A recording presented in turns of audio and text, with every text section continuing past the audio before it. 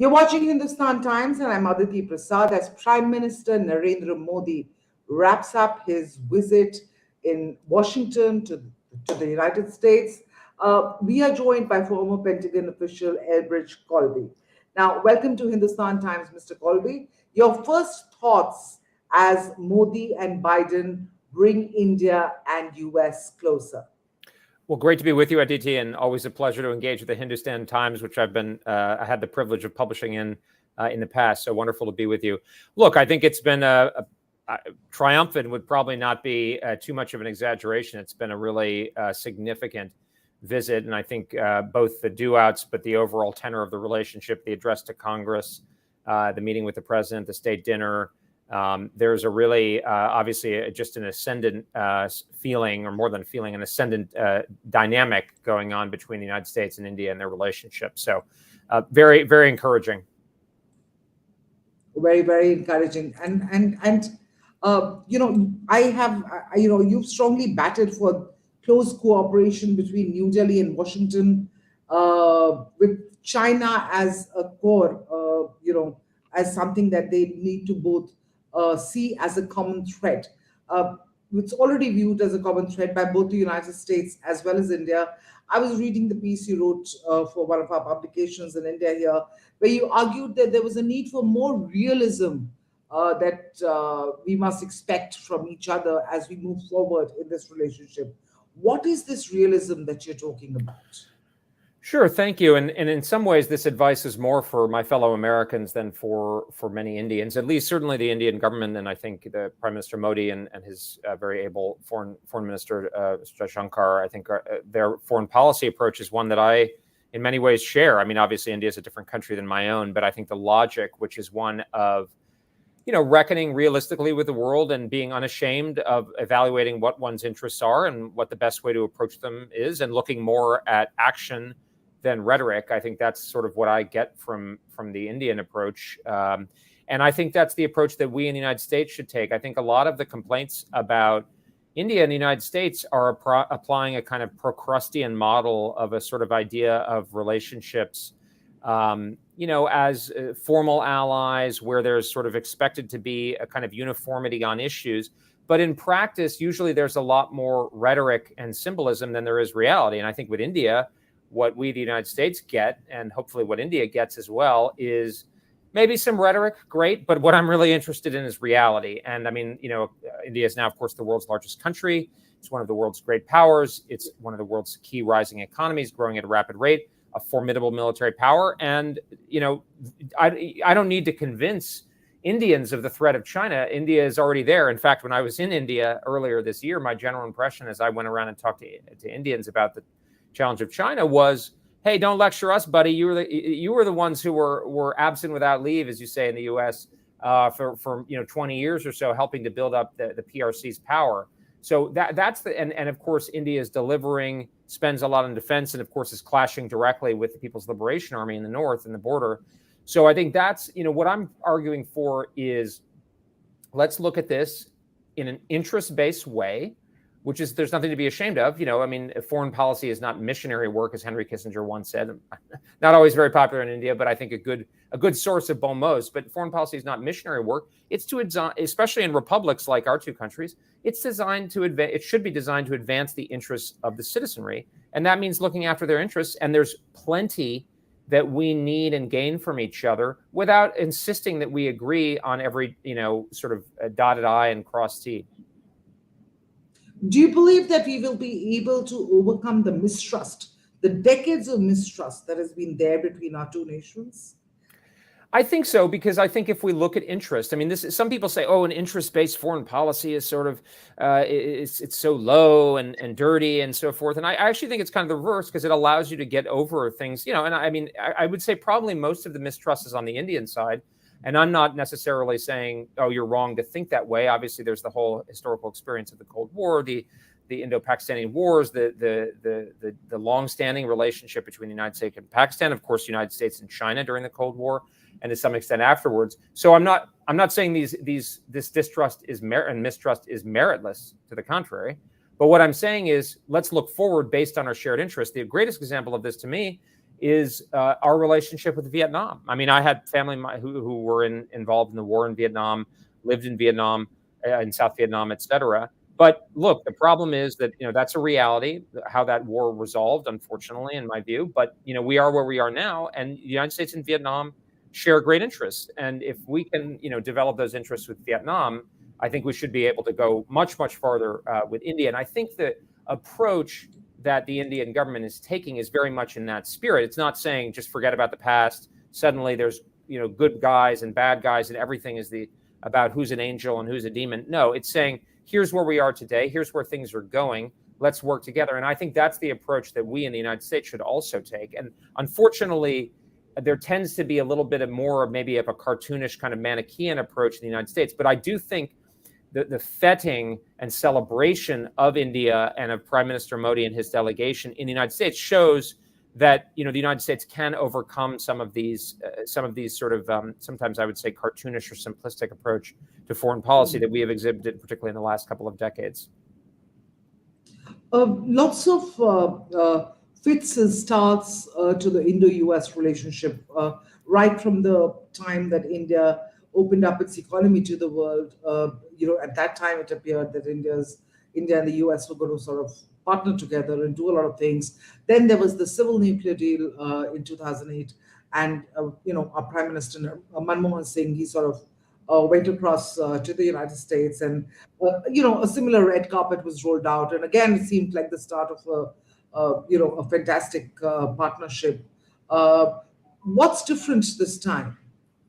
China's different. I mean, look, I know it's valuable politically and diplomatically to speak about, the shared values, so to speak, or whatever, and the people ties. And of course, those are important. There's no question. But in international politics, in a world that doesn't have, a UN that can actually prevent war or aggression, in which countries need to look after their own interests, there's no firmer grounding for a deepening partnership than shared fear. And there is a very justified fear of the enormous growing power of China. And of course, under Xi Jinping and in recent years, its increasing assertiveness and aggressiveness. And of course, I don't need to tell this to people in India, given what's happening, in the line of actual control in Ladakh and so forth. So, I mean, I'm taking coals to Newcastle, so to speak. But I think that's really what's binding us together. Obviously, I think the relationship, if we took a thought experiment, if the relationship were in the world of 2008, where China was still much, much smaller, I think things would be progressing mildly, but there would not be the willingness to break down the kinds of barriers over, say, the jet engine deal or drones or technology sharing. And of course, on the Indian side as well, there might be. But so I think but I don't think we should be afraid of acknowledging that. Again, there's one thing for President and Prime Minister to say, but I think those of us who are commenting and being realistic about it, I don't think there's anything to be ashamed about that. In a sense, that I think, given that China is likely to be a very strong state for the foreseeable future, exceptionally strong state, that's a very lasting grounding. And I think my view is that the United States is going to need to reevaluate all its relationships and all its policies in light of that reality. And in that world, the United States and India are sort of destined to be very close partners. I would say allies in the way the term was used, say, before the First World War, kind of a traditional alliance, not this particular kind of ally the United States has developed, which has features almost of a protectorate, which of course Indians are bridle at, and I would say gladly so. We need more of independent, strong-willed, willing to put their muscle and their money and their skin in the game, as you'd say in the U.S. That's what we want. We don't want more sort of wards, if you will, which we have a few of at this point, and is a very difficult problem for us. You made this case about the case of United States adopting wards. They have to sort of look after, give security, to help in all sorts of ways with money, aid, military, etc. In that context, where do you think Ukraine stands? Well, there's a lot there. What I would say is that, for my view is that Asia is by far the most critical area of the world, right? It's going to be well over 50% of global GDP. So, 100 years ago, Europe was the center, or 125 years ago, certainly. Europe was the center of the world, even as late as World War II. I mean, that was where the majority of the world's large productive economies were. Sadly, in the case of India and many other places, they were controlled by the European powers. So that was the decisive theater of the world. So even though in World War II, the United States was initially attacked by Japan, we had a Europe first strategy because we recognized that Germany was much more powerful and Europe was much more important at that time from a kind of brass tacks point of view. Today, that's different. It's gone back to, in a sense, a situation of long-range historical normalcy, which is that Asia is the center of the world. I think if you draw a radius, I think if you start somewhere in Myanmar or maybe northern Thailand, and you draw, more than half the world's population is within, I don't know, a couple thousand miles at that point. So that's the reality. And by far the world's most powerful state, other than the United States itself, is China. And so we really need to focus on that.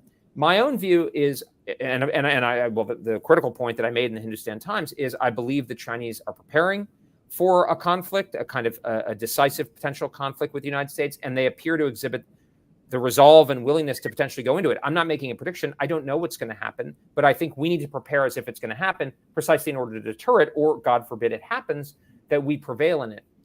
That's the context in which I look at Ukraine. I mean, I personally, and I think many Americans are deeply sympathetic. I imagine many Indians are deeply sympathetic to the Ukrainians who are fighting a defense of their autonomy and their freedom.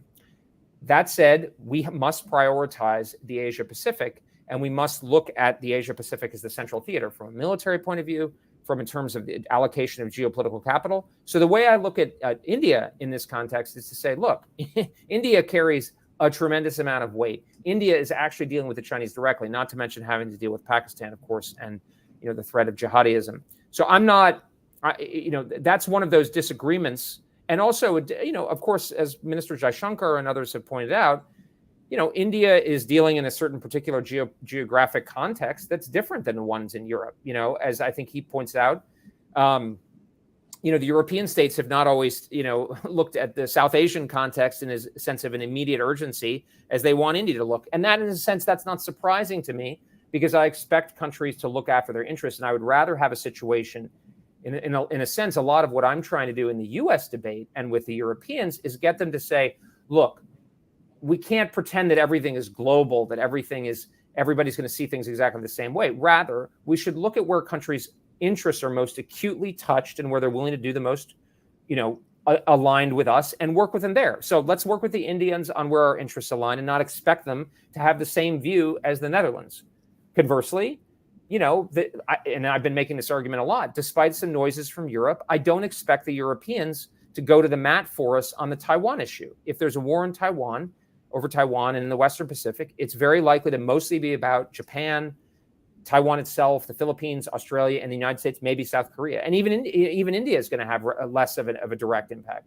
So instead of pretending that everybody should be exactly on the same page, let's have a more differentiated and realistic approach and make the best out of that, which will be more effective, but also avoid some of this unnecessary friction that I think is based on an unrealistic and often, frankly, culturally, I'm a conservative person. I look to Western civilization, so I don't use this term lightly, but there is a real Eurocentrism that remains certainly in Washington and of course in Europe. And I struggle against that. I'm saying, why, India is several multiples larger than all of Europe. So, and yet we're treating it as if it's kind of like implicitly sort of secondary. And I'm thinking, how is this rational? This is not empirically justified. And one can say, I love Western civilization, et cetera. That's not the issue. But strategy and national interest is not based on nostalgia or, these kinds of things. And there is that element that's still pretty deeply rooted in the Washington mindset, not necessarily all across America. But I think that's another thing that we struggle against. But again, Prime Minister Modi's visit very clearly indicates that is not a hindrance or it's not a roadblock to great progress on the U.S.-India relationship. How do you see this mindset changing after Prime Minister Modi's visit to the United States? He's going to leave shortly now. Well, I think it's a gradual process. Look, I think some of it is generational. I mean, some people, I'm in my 40s. I think people across the political aisle who are in their 50s or younger, these people have a much more, think of Asia and, South Asia, Southeast Asia in a much different way than people who are in their 80s. And that goes across the political spectrum in both respects. I think, for instance, to take the example of China, China has just changed so much in the span of 40 or 50 years that a person who is already an adult, in 1979, say, China's just, it's the fastest, most rapid, scaled growth, I think, in human history. So it's just hard to process. But I think things like this is where the people to people and the optics can be valuable, where Prime Minister Modi comes and it concentrates the mind. Oh my gosh, this guy's the prime minister of a country of 1.4 billion people in a democracy. Okay, you kind of force the because one of the things that's tricky, and it sounds picayune, but it's actually important, is India is one republic, right? But there's like 30 different countries in the European Union or in NATO. Some of them are the size of a medium-sized Mumbai neighborhood, probably, but they all have governments. They have ambassadors. They come through Washington. This is one of the things that maybe the fact that our capital remains on our East Coast, and I'm from the East Coast, is a little bit of a mental thing. You probably get a different vibe in LA, certainly in Honolulu and San Francisco. But I think one of the things that where these state visits are important is these kind of these pomp and circumstance that elevates attention is to kind of say, oh wow, yeah, this is actually what's going on. I was just looking on Twitter. Somebody posted a point saying that according to projections, the three largest economies by far, by several multiples, by later in this century are going to be the United States, China, and India. I think it was almost there were no European states that were in the top 10, something close to that. So that's kind of driving that home. That is changing, but given that so many in our power structure are still older, it's a struggle. The adaptation is slower than it needs to be. It's actually quite different than in the economic sphere, where people who need to make money, they know what's happening. They know the world's largest markets are in China and India and ASEAN and so forth. Let me just rewind back a little to what you said about given this situation, given the growing irrelevance of Europe, and what you said about Taiwan being a clear and the Chinese invasion being a clear and present danger. How do you, if there was an invasion of Taiwan by China today, as a former Pentagon person, where does US stand if it wants to come in and help? Because most of its arms, its ammunitions, its money has gone into Ukraine, helping them with the counteroffensive. Well, I think a lot of it has. Obviously, we've withheld some, and I think the administration's been conscious of this, but I've been very critical of them for getting it way too close, cutting it too close for comfort, because I think in the possibility of at this point, we have to assume that the Chinese assume that we would come to Taiwan's defense. The president said it. It's been basically our policy. It appears they think that, and that means that if they are going to, do the cosmic roll of the dice, they're going to go big. It's going to be a regional war, and that's why it's very important for India, because if the United States is defeated in such a war and pushed out of the Western Pacific, then there's nobody there really to help India, and India could be isolated. Obviously, I'm not saying the PLA is going to come out of the Himalayas and go into the Ganges River Valley necessarily, but who's going to stop China from projecting naval power into the Indian Ocean area, into throughout South Asia, and including the western part of Africa, or eastern part of Africa on the western coast of the Indian Ocean? These are the real stakes. And unfortunately, look, I do think we can do it, but if you look at the wargaming, for instance, that's been done in the open, it's a pretty close call. In fact, the most optimistic assessments tend to be that it's a very bloody and closely run affair. And many assessments think that we would not do well. And so in this context, I'm trying to kind of shoot a flare, if you will, or to use an old American expression, Paul Revere kind of saying, the British are coming, and here, the Chinese are coming. Well, we don't know if they're coming, but we have to act as if they are to be ready. And, this would be the most significant event certainly in geopolitics since the Second World War, probably, in terms of its consequences. And so I'm sort of flabbergasted why we're not preparing more. And this gets at one of the problems in Washington, is just the difficulty of detaching from the mindset of, say, 20 or 25 years ago, when the United States was, something close to the unipolar power, right? That there was nobody who could even come close to matching us. And so really a lot of everything that it was just a question of willpower. Yeah, did we want to go into Bosnia and Kosovo? Did we want to regime change Saddam Hussein? Did we want to stop Iran's nuclear program? That was really the question.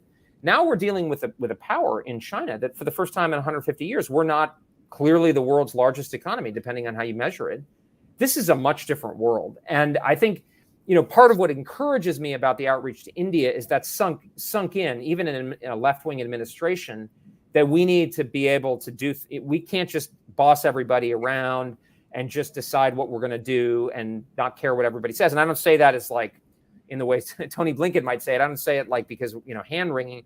I just say because we're living in a tough, competitive world, and we need to work with the countries that are willing and able to work with us. But, I think if you look at Beijing and you look at the aftermath of this somewhat pathetic attempt at a thaw, which seems to have now gone back into deep freeze, in part after the president's comments the other night, I think you look at Xi Jinping, they're preparing for war. They're taking, they're building a conventional military. They're exercising it. They're building a nuclear force that's commensurate with taking on the United States. They're trying to sanction-proof their economy. They're deepening their relations with Russia and other countries that could help them. They're probably trying to create wedges in places like the Middle East and Europe and so forth. And so, my view is if it looks like a duck and walks like a duck and quacks like a duck, maybe it's a duck. I'm not making a prediction. I don't have a crystal ball or look into Xi Jinping's soul.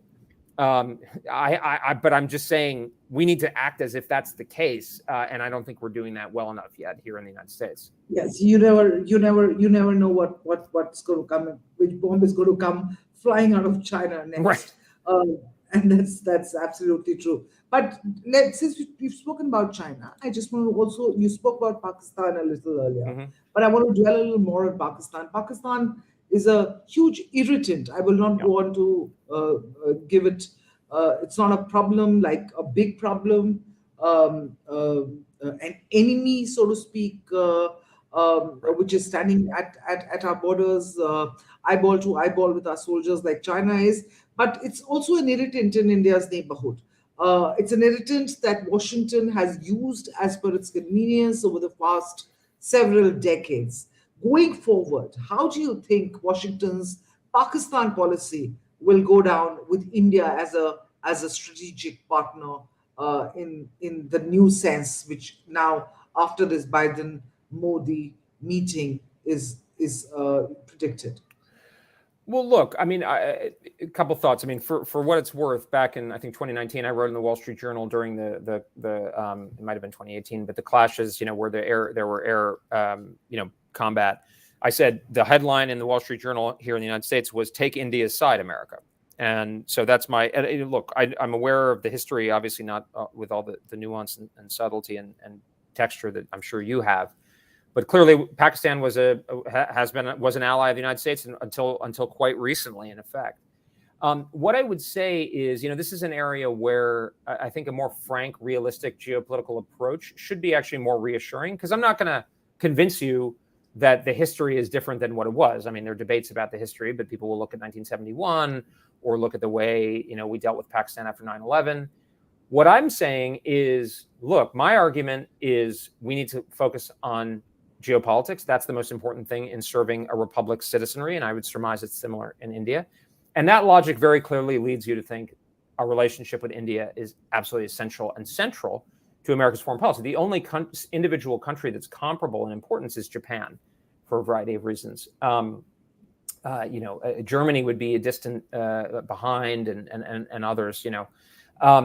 And in that context, I think the Pakistan relationship with the United States, it slots in naturally. And my view is we should take India's side. Now, I mean, that doesn't mean that we need to put our fingers in Pakistan's face at every opportunity. There still can be a relationship. But the analogy I use is that, the U.S.-India relationship could be more akin to U.S.-Israel. And then, of course, the U.S. also has a relationship with the Palestinians. But I don't think there's any real question about whose side the United States is fundamentally on that relationship. And we can debate about that. But I mean, that's sort of the analogy I use. And so long as China is a rising superpower and by far the most significant challenge to U.S. interest, I mean, sort of really unprecedented and almost certainly durable, then I think the U.S.-India relationship is very, very strong and central. And then the Pakistan relationship is going to fit in. I mean, here's the thing. I think if you look kind of, the Pakistan relationship was always much more about the broader geopolitics than about India. And I would say India itself was there, partially because India was not nearly as a strong and important a power during the Cold War after independence, right? So if you look at the alliance system of the United States during the Cold War, when the Soviet Union was our main enemy, we were effectively small a allies with Mao Zedong's China and Deng Xiaoping's China, right? Because China was the USSR, certainly after the opening, and our allies were Pakistan and to some extent, certainly Thailand and so forth. Now things have kind of flipped, right? China's the main problem. So we used to have big problems with Vietnam. And in fact, even in the late 70s, we actually even joined in like Kampuchea's opposition to Vietnam and so forth. So, I mean, pretty distasteful stuff. Well, now Vietnam is our natural partner, and India is our natural partner, and Pakistan is, of course, with China, Cambodia is with China, et cetera. So, I mean, this is how I think things will go, especially if and as we continue to move more in the direction of geopolitical realism.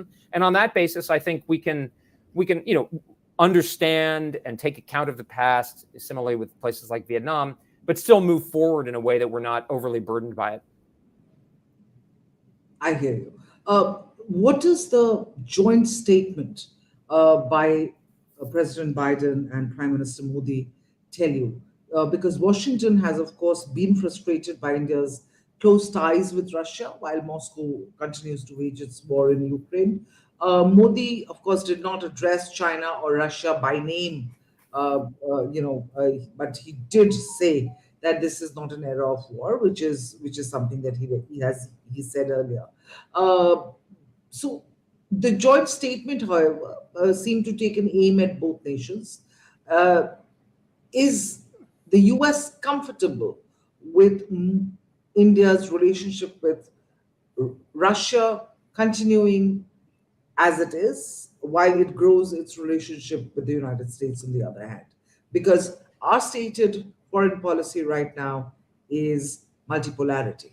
Right. Well, I think the proof is in the pudding, which is to say that the Prime Minister visited here and was celebrated in multiple different ways, and so I think the answer is yes. At the same time, the United States is trying to help, or kind of trying to move India away from such a relationship with Russia, for instance, in the area of defense cooperation and arms sales and so forth. But of course, that's a very long-term, gradual effort that India is trying to diversify and eventually, really indigenize its arms production and so forth. But I think, look, I mean, the war has been going on for over a year. India's position, I think, is pretty clear. And, here we are after a week of Prime Minister Modi's visit. And so I actually think the administration deserves credit for that. It did not sort of go in for, hammering this point. I don't know what was talked about behind closed doors, but, I think the administration is smart enough to know that the Indians are not just going to like turn on a dime on that point. I mean, the whole, obviously Indian, going back to 1947, there's been the tradition of non-alignment and a close relationship with Moscow, but also this government in particular is very clearly about what's in India's interests in pursuing that. And so, look, I think there are going to be disagreements. I don't think the administration was happy about it, or Washington is happy about it, or is lauding India for taking this position. But I don't think it's standing in the way at all of further progress.